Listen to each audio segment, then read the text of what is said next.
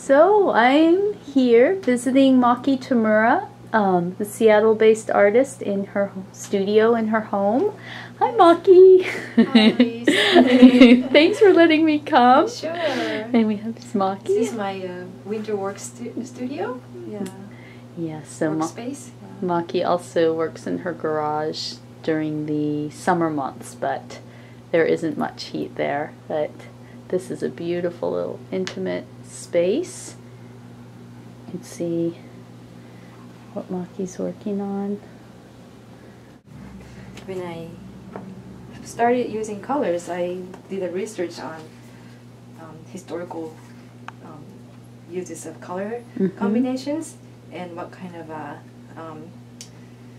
period or aesthetic different color combinations evoke. So like these, I would focus on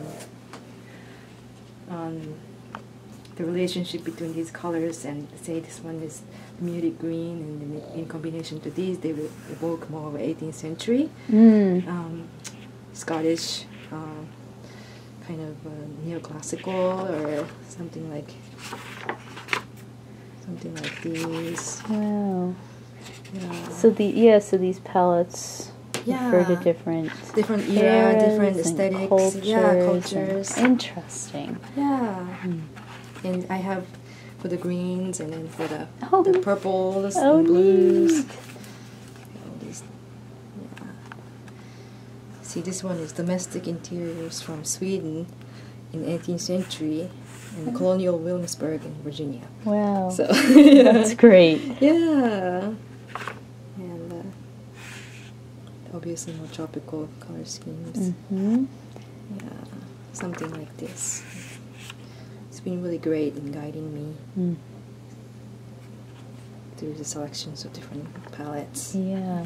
So you derive your palettes from different cultures, and then all your images come from a variety of different cultural sources. And lately online has been a great resource, but I typically like to visit the porcelain room in the Seattle Art Museum for inspirations and color motifs and actual imageries and magazines. Yeah, I can show you some examples.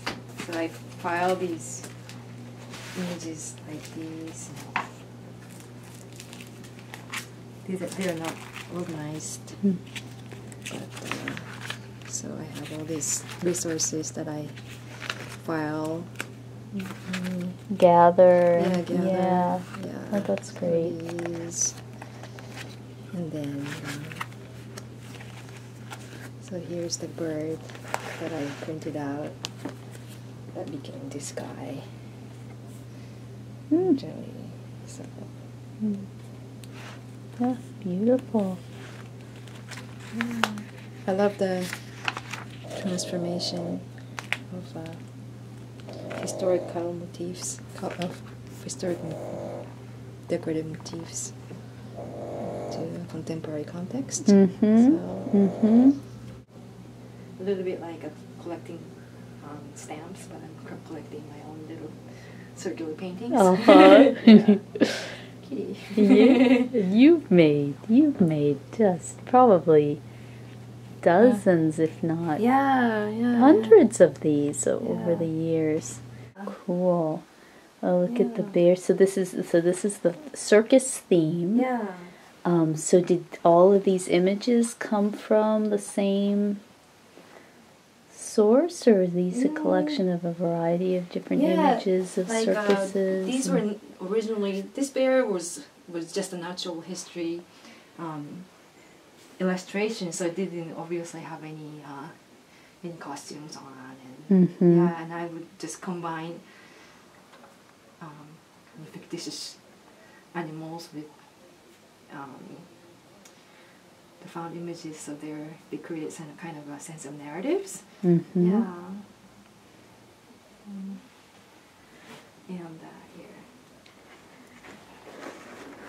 so it's going to be. Should I put these up. Yeah. I'm sorry, this is totally not professional represented. This is the studio space. The studio space is where it all happens. So it's going to be hung. That's awesome. So it will be hung from a ceiling with all these stars. So each one of these has hanging systems like this. Oh gosh, yeah.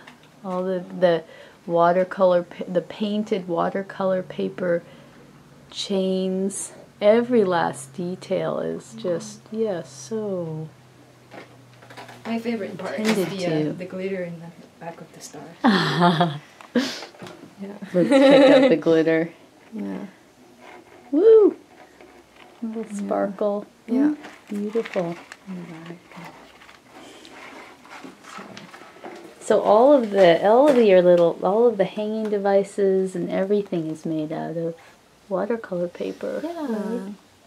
So I start out with center image usually, and then I come up with a form that would work well with the image. And so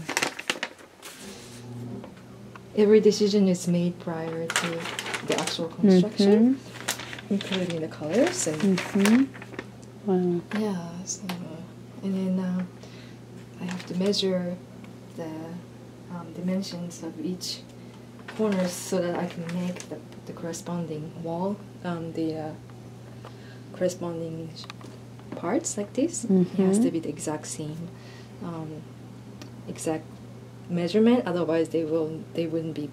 How do you call it? They would warp when you create out of the paper. Yeah. So. Wow.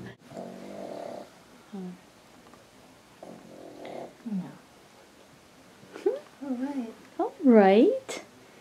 Well, thank you. I'm gonna this is one of Maki's muses, Gizmo.